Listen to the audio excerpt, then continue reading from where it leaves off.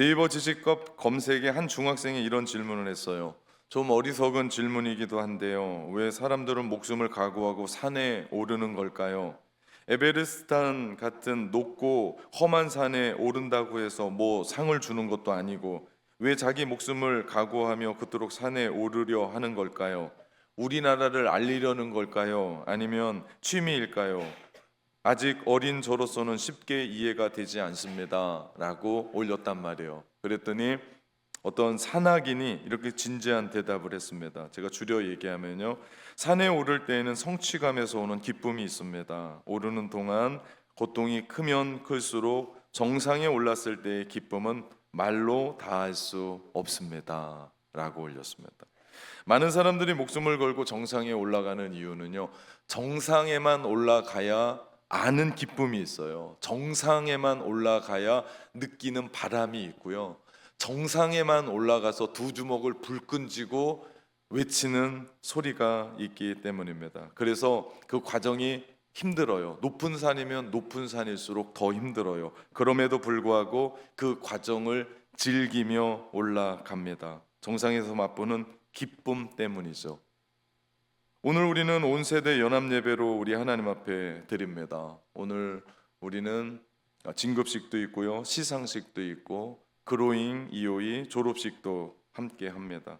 저는 우리 교육 목장에 대한 기대가 있어요. 그리고 하나님 앞에 늘상 기도합니다. 하나님의 꿈이 이 세대를 통해서 이루어지게 하여 주옵소서. 저는 이 꿈 하나예요. 그래서 우리가 온 성도들이 힘을 모아서 비전센터 함께 지은 거고요.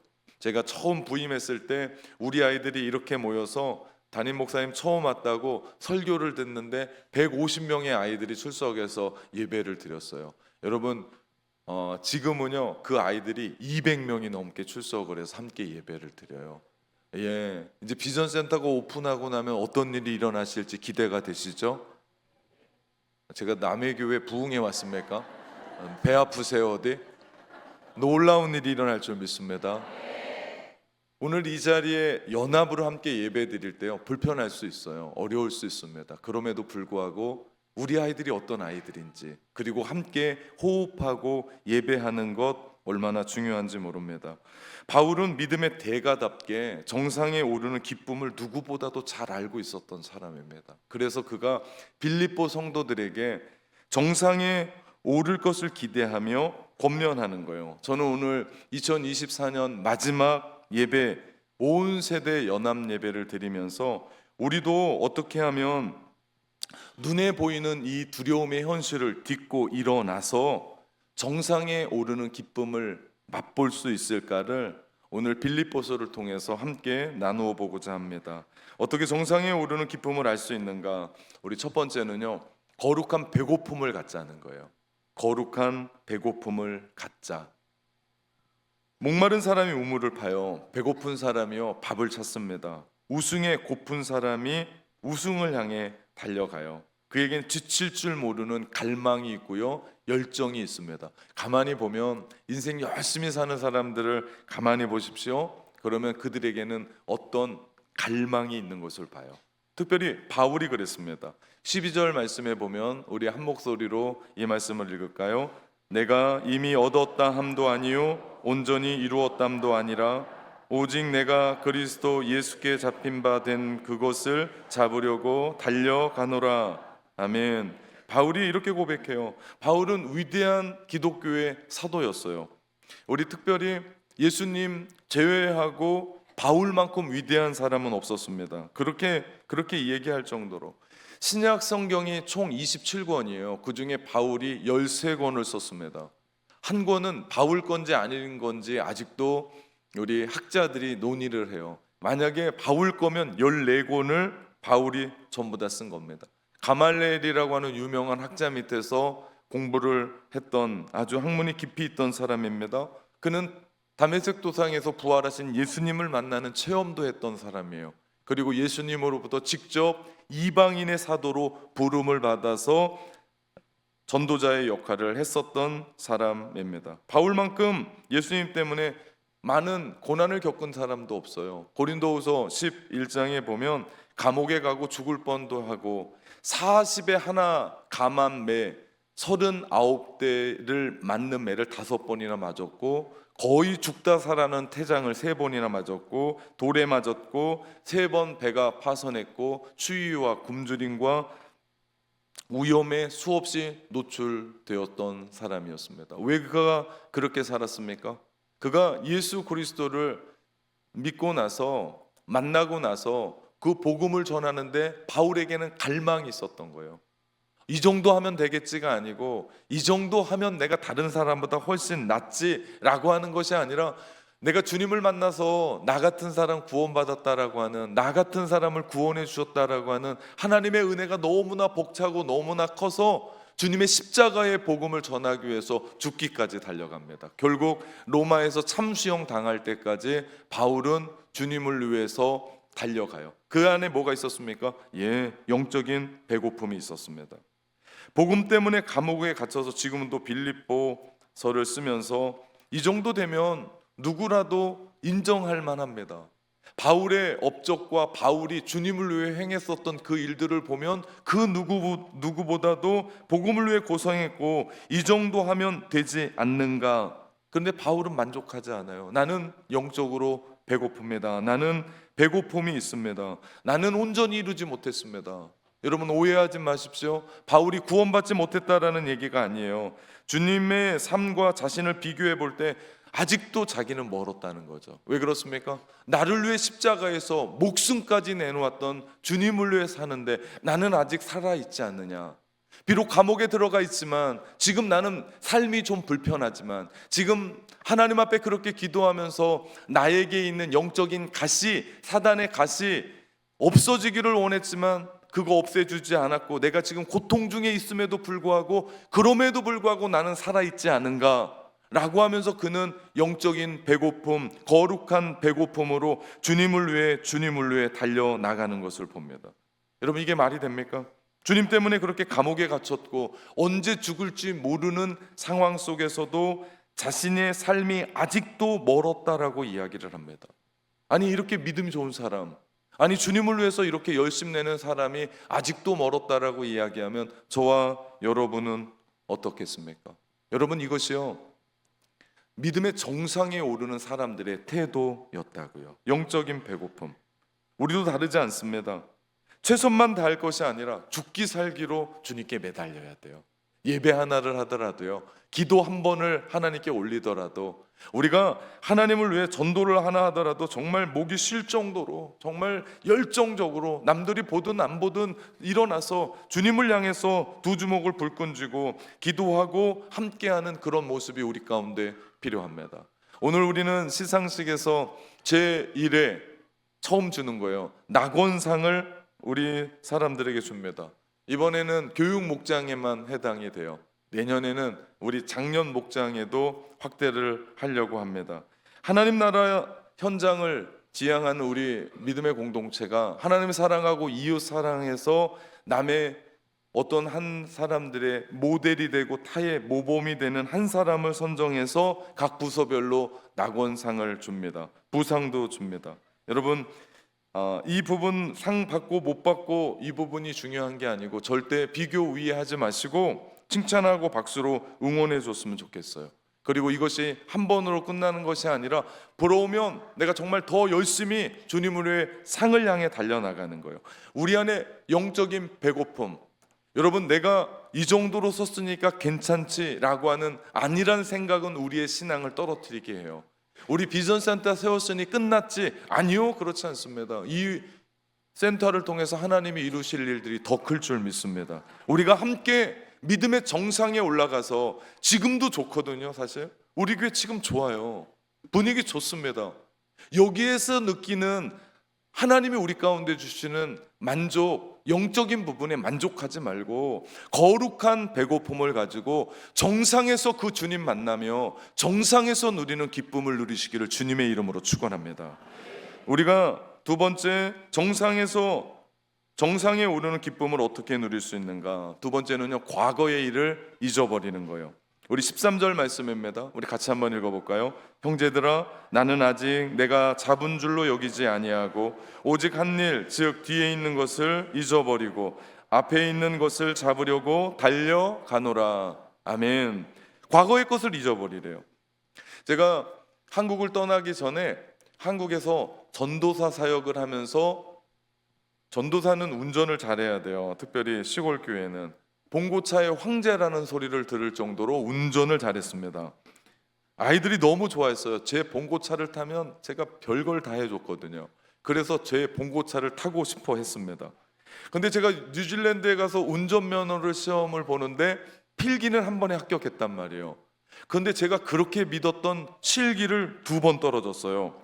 한 번 재응시하는데 돈을 꽤 내거든요. 근데 제가 그렇게 믿었던 걸 2번 떨어지고 나니까 3번째 어떤 생각이 드는 거예요? 두려운 거예요. 두려웠어요. 뭐 크게 잘못한 것도 아닌 것 같은데 떨어뜨렸어요. 참고로 제 아내는 장롱 면허였거든요, 그 당시에. 근데 필기랑 실기를 한 번에 붙어버린 거예요. 이건 주최 측의 농간 아닌가. 나는 봉고차의 황제인데 나를 어떻게 떨어뜨리나. 3번째 되니까요, 가슴이 벌렁거리면서 저한테도 두려움이 생기더라고요. 이거 또 떨어지면 어떡하지? 라고 하는 실패의 두려움. 여러분, 과거를 생각하지 않는 사람은 없습니다. 누구나 과거를 생각하고 힘겨워하고 아파해요. 과거에 어떤 트라우마가 있을 때 그것이 우리를 좀먹기 시작하고 계속해서 우리를 붙잡아요. 2024년의 과거가요, 2025년을 향해 달려가는 우리의 발목을 잡으면 넘어져요. 제가 나이가 그렇게 많지 않은데 그래도 나이가 먹으니까 제가 생전 좋아하지도 않았던 스포츠 경기 중에 씨름이라는 걸 구경하게 됐어요. 너무 재미난 거예요. 정말 등치가 이만한 사람이 그 엄청난 기술도 아닌 것 같은데 살짝 넘어뜨렸는데 넘어가더라고요. 기술, 아니 하나 걸렸는데 그 집채만한 사람이 넘어가요. 여러분, 2024년에 우리의 과거가 우리를 발목 잡잖아요. 그럼 2025년은 열리지 않습니다. 그래서 바울이 얘기하는 거예요. 과거는 잊어버리십시오. 과거는 과거예요. 과거에 매여서는 안 돼요. 과거는 과거일 뿐이고 과거는 지나간 거예요. 다시 이 과거를 회상해서 어떻게 할 수 있는 일들은 아무것도 없어요. 과거에 매이면 정상에 올라갈 수가 없습니다. 여러분, 지금부터 생각하십시오. 그 과거가 화려한 성공이었었든지, 그 과거가 찬란했던 어떤 부분일지라도, 혹 과거가 실패가 되고 눈물이 나고 아픔이 있더라도 성공과 실패의 그 과거는 잊자, 내려놓자. 그럴 때만이 우리는 미래를 향하여 정상에 올라 정상에서 주는 기쁨을 맛보게 될 줄 믿습니다.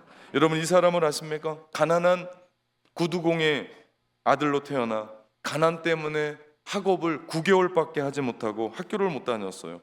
9살에는 어머니가 세상을 떠났습니다. 22살엔 사업을 실패했고 23살에는 주의회에 출마했다 낙선합니다. 24살 때는요, 사업이 쫄딱 망합니다. 그것 때문에 17년 동안 그 빚을 갚습니다. 27살에는 신경쇠약과 정신분열증으로 시달렸고 29살에는 의회 의장직에 들어갔다가 낙선됩니다. 31살, 34살, 37살, 39살에서도 국회의원에서 낙선해요. 46살에도 상원의원에 도전했다 떨어집니다. 47살에 부통령으로 출마했다가 낙선합니다. 49살에 상원의원으로 다시 나갔다 떨어집니다. 이 정도 떨어지고 이 정도 낙선하고 이 정도 됐으면 포기해야 돼요. 절망해야 됩니다. 그러나 그가 51살에 미국의 16대 대통령으로 당선합니다. 그가 바로 에브라임 링컨입니다.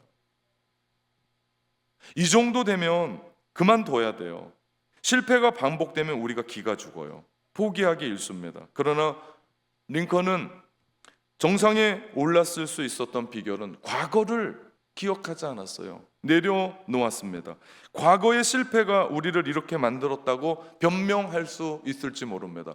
과거의 나의 집의 배경이 우리 아버지 때문에, 우리 학교의 누군가 때문에, 지금 내가 만났던 누군가 때문에 핑계할 수 있는데요. 여러분, 과거를 잊지 못하면 과거 붙잡고 살면 우리의 미래는 없다. 오늘 바울은 이야기합니다.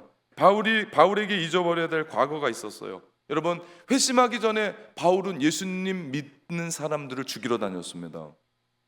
최초의 순교자라고 했던 스데반 집사님이 순교할 때도 그 자리에 있었습니다. 다메섹 도상에서 대제사장이 주는 공문을 가지고 다메섹으로 돌아가면서 예수 믿는 사람들을 색출하고 감옥에 넣으려고 갔었을 때도 그는 그런 일들을 했었던 사람입니다. 그런 사람이 복음의 위대함을 깨닫고 부활하신 예수님을 만나고 나서 위대한 복음 전도자가 되었거든요. 그러나 사람들이 마음에 맞지 않으면 과거의 것들을 회상해서 손가락질하는 거 아닙니까? 너는 과거에 그러지 않았니? 너는 과거에 예수님을 죽이러 다녔고 예수 믿는 사람들을 죽이러 다녔고 감옥에 넣었던 사람이 아니냐고 우리의 과거를 운운하고 과거에 대해서 이야기합니다. 너는 과거에 그렇지 않았, 그런 삶을 살지 않았냐? 너는 과거에 이런 일들을 하고 살지 않았냐라고 이야기할 때 우리뿐만 아니라 바울이 얼마나 낙심되겠습니까? 바울도요, 예수님 믿고 나서 행했던 화려한 이력들이 있다고요. 주님을 만나고 나서 그가 이루고자 했었던 수많은 일들, 주님 때문에 감옥에 갇혔고 주님 때문에 파손된 배를 탔었고 주님 때문에 복음을 전하려고 이 고생하면서 주님으로 말미암아 셋째 하늘 하나님의 보좌까지 올라갔었던 하나님의 음성을 직접 들었었던 그가 자랑할 것들이 얼마나 많았겠습니까? 그러나 그는 과거의 실패도 과거의 화려한 것도 모든 것들 잊어버린다, 내려놓는다. 왜 그렇게 합니까? 그 모든 것이 정상에 오르는데 방해가 되기 때문입니다. 산을 타는 사람들이요, 자기한테 얽매이는 모든 것을 내려놓고 가요. 아주 심플하게 옷도, 그리고 그들이 가지고 다니는 텐트도, 그리고 그들이 가지고 다니는 장비들을 보면요, 첨단이기도 하지만 그리고 고성능이기도 하지만 아주 간단한 것을 가지고 올라갑니다. 이유는 한 가지예요. 정상에 오르는데 방해가 되기 때문에. 혹 여러분 안에 정상에 오르는데, 정상에 올라서 기쁨을 맛보아야 되는데 방해가 되는 어떤 것들이 있습니까? 만약에 그게 있다면 내려놓으셔도 돼요. 과거에 화려했던 이력 내려놓으셔도 돼요. 과거의 실패의 흔적 내려놓으셔도 돼요. 사랑하는 여러분, 2024년은 여러분에게 어떤 한 해였습니까? 오늘 52주 마지막 주일 예배를 드리는데 여러분의 마음은 어떠신지요? 많은 마음이 교차할 거예요. 어떤 경우에는 후회가 몰려올 수도 있습니다. 안타까워요. 그거 그러지 않았으면 좋겠는데. 어떤 경우에는 기쁨이, 화려함과 내 안에 자아 도취가 있을 수도 있습니다. 어떤 마음이든 괜찮습니다. 이제는 내려놓을 때가 된 겁니다. 아픈 것도 내려놓으십시오. 화려했었던 것도 내려놓으십시오. 그것이 성공이든 실패든 내려놓아야 정상에 오릅니다. 정상에 오를 때야만 지금 우리가 맛보는 기쁨도 기쁨인데 그 위에 올라가서 주님 만남으로, 주님이 우리 가운데 주시는 정상의 기쁨, 더 아름다운 기쁨으로, 더 충만한 기쁨으로 맛보게 될 줄 믿습니다. 제가 뉴질랜드에 있을 때 골프를 10년 쳤어요. 골프의 매력은 매월 18홀마다 한 홀 한 홀이 다르다는 거예요. 제가 뭔가 있어서가 아니고요. 저희 교회 안수 집사님이 골프장 사장님이셨어요. 그래서 저에게 매해 새로운 채가 나오면 저한테 늘 주셨어요. 저를 골프 선수 만들려고 한 것처럼. 잘은 못 쳤어요. 그런데 제가 그 운동하면서 주일을 복귀했습니다. 월요일마다 쉬니까 월요일날 운동하러 가면서 주일날 있었던 그 주의 일들을 생각하고 바두고 말하면 복귀하면서 저의 목회, 그리고 그 시간 걸으면서 제가 다른 사람이랑 안 치고 저 혼자 했거든요. 제가 설교를 복귀하고 제가 생각했던, 그러면서요, 제가 한 올 한 올 쓸 때마다 정말 신기한 건 새로워요. 우리 2024년이라는 홀을 이제는 떠나보냅니다. 2025년에 서서 우리에게 그 어떤 일이 2024년 혹은 과거에 있었더라도요, 내가 그 홀에 새로 서서 내가 새롭게 플레이를 하는 겁니다. 새롭게 신앙생활하는 거예요. 새롭게 공부하는 거예요. 새롭게 일터에 가는 거고, 새로의 사업장에 가는 거고, 새로운 마음으로 사람을 만나는 거예요. 과거의 그 어떤 것이 여러분을 붙잡걸랑 예수님의 이름으로 명령하십시오. 떠나가라고. 과거의 것들 화려했었도 그 부분들을 내려놓아야만 우리는 2025년에 믿음의 정상에 서서 정상에서 주시는 기쁨을 맛보게 될 줄 믿습니다. 이런 삶 사시기를 주님의 이름으로 축원합니다. 마지막으로 정상에 오르는 기쁨을 어떻게 알 수 있을까? 세 번째는요, 더 높은 차원의 목표를 향해 나가는 거예요. 우리 14절 말씀입니다. 같이 읽어봅시다. 표대를 향하여 그리스도 예수 안에서 하나님이 위에서 부르신 부름의 상을 위하여 쫓아가노라. 아멘. 달려간다고 얘기해요. 부름의 상을 향하여 달려가노라. 세계 최초의 대서양을 횡단한 사람이 린드버그입니다. 지금도 린드버그가 탔던 세인트 루이스 저호가요, 박물관에 전시되어 있습니다. 뉴욕의 뉴즈벨트 대통령 뉴즈벨트 공항을 떠나서 프랑스 파리까지 내려갔던 그 길이 5,815km를 횡단해요. 그때의 저 비행기를 가지고, 단발기를 가지고 얼마를 달렸냐면 33시간 35분 동안 32분 동안 달려서 내렸습니다. 그런데요, 저 비행기에는요, 지금 비행기 안에 있는 흔한 연료계가 없어요. 속도계가 하나도 없어요. 왜냐하면 그 당시에는 기술이 발달하지 않았기 때문에 무거운 걸 다 떼버렸습니다. 아무것도 장착하지 않고 대서양을 건너는데 저 비행기에 없어서는 안 될 한 가지 장치는 있어요. 그게 뭔지 아십니까? 그것이 나침판입니다. 하늘을 나는데 연료계, 속도계, 뭐 다른 장치가 필요한데 그런 모든 것 있다 한들, 최신식으로 붙잡힌다 한들, 나침판이 없어서 방향을 가늠할 수 없다면 그거 아무것도 아니에요. 여러분이 2024년 어떤 능력을 가지고 밥을 너무 많이 먹어서 힘이 너무 넘쳐서 속력을 내서 힘있게 달려나간다 해도 방향이 잘못됐으면 그 모든 건 아무것도 아니더라. 인생에게 중요한 건 속도가 아니라 방향입니다. 내가 지금 어디로 가고 있느냐. 그래서 목표가 중요해요. 아무리 정상에 오를 수 있는 힘과 능력과 열정과 내 안에 부대 시설들이 있다 하더라도 정상에 대한 분명한 목적이 없으면 그곳은 정상이 아니라는 거죠. 빗나간 열심일 뿐이라는 거죠. 그리고 그러면 탄식해요. 내가 이렇게 열심히 했는데 왜 정상에서 기쁨을 맛보지 못할까? 여러분 확실하게 해야 돼요. 거기 정상이 아니라니까요. 정상이 아니니까 거기에서 기쁨을 맛보려고 하는데 기쁨을 맛볼 수가 없는 겁니다. 열심과 더불어 중요한 것이 목표였습니다. 목표마다 차원이 달라요. 수준이 다를 수 있습니다. 똑같이 돈 벌었거든요. 똑같이 공부를 했거든요. 똑같이 직업을 다녔거든요. 여러분 목표가 분명해야 돼요. 하나님, 내가 돈을 벌겠습니다. 나에게 돈을 주십시오. 이게 목적이 아니에요. 목적은 돈 번 후에 그 돈으로 뭘 할 거냐가 목적인 거예요. 공부해서 대학 가는 게 목적이 아니에요. 대학만 가니까 아이들이 대학 가서 신앙생활도 않고 술 먹고 공부도 않고 아무것도 안 해요. 그건 대학의 목표를 세웠기 때문이에요. 대학이 목표가 아니에요. 대학 가서 큰 학문을 배우면서 내가 뭘 할 것인가에 대한 부분이 더 큰 목적이에요. 직장 다니는 것도 마찬가지고요. 사업장 하는 것도 마찬가지예요. 그냥 잘 되면 안 돼요. 어떻게 해야 돼요? 잘 된 이후에가 나의 비전이고 하나님이 주신 목표더라. 여러분, 그래서 더 높은 목적을 향해 우리가 달려나갈 때 결국 우리는 그 정상에서 웃을 수 있는 줄 믿습니다. 바울에게 있어서 목표는 하나였어요. 오직 예수. 다메섹 도장에서 부활하신 예수님을 만나고 나 같은 죄인의 괴수를 그냥 놔뒀으면 죽을 수밖에 없거든요. 그냥 놔뒀으면 지옥 갈 수밖에 없거든요. 나 같은 죄인의 괴수를, 죄인 중에 죄인의 괴수 우두머리를 주님의 그 큰 은혜로 구원해 주셨다라는 그 은혜를 받고 나서 바울의 목적은 오직 예수, 오직 예수. 어떻게 하면 이 복음을 전할 수 있을까? 그래서 그것을 막으려고 감옥에 가두어 두었어도 바울의 더 큰 목적은 예수 그리스도였기 때문에 더 높은 차원에서 빌립보서를 쓰면서 그 감옥에서 성도들에게 얘기하는 거예요. 기뻐하십시오. 기뻐하십시오.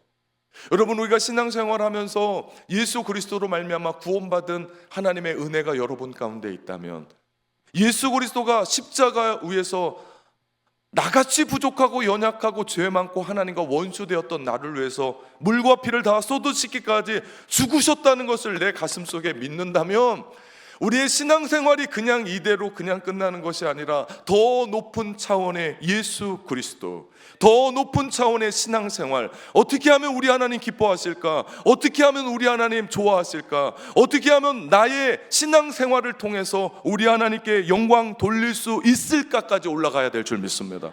여러분, 멈추지 마십시오. 신앙생활은요, 그냥 유지되는 건 없어요. 신앙생활을 유지한다? 그건 떨어지는 거예요. 여러분, 2025년에 우리 교회 전체 주제가 전진입니다. 야, 우리 목사님 해도 너무했지. 비전센터 적고 전진했으면 됐지. 또 뭘 또 전진하나. 2024년에 우리의 주제는 변화였어요. 2025년의 주제는 전진입니다. 2026년의 주제는 도전이에요. 야, 저 인간은 어떻게 할 수 없다는 표정으로 저를 쳐다보는데요. 여러분이 저를 잘못 만난 거예요. 저를 만난 이상 떨어지지 않을 겁니다. 따라오면 주님을 향해 우리는 계속해서 올라가는데요, 이것이 더 높은 차원의 목표고, 이 목표를 향하여 우리가 전진하며 올라갈 때 우리는 반드시 정상에 서 있는 여러분을 보게 될 줄 믿습니다. 그리고 정상에 서서 여러분은 웃게 될 줄 믿습니다. 사랑하는 성도 여러분, 그리고 이 자리에 있는 교육부의 우리 어린아이부터 시작해서 청년에 이르는 여러분, 우리가 정상에서 우리 함께 만납시다. 그리고 우리 정상에서 주님과 함께 웃어 봅시다. 기도하겠습니다.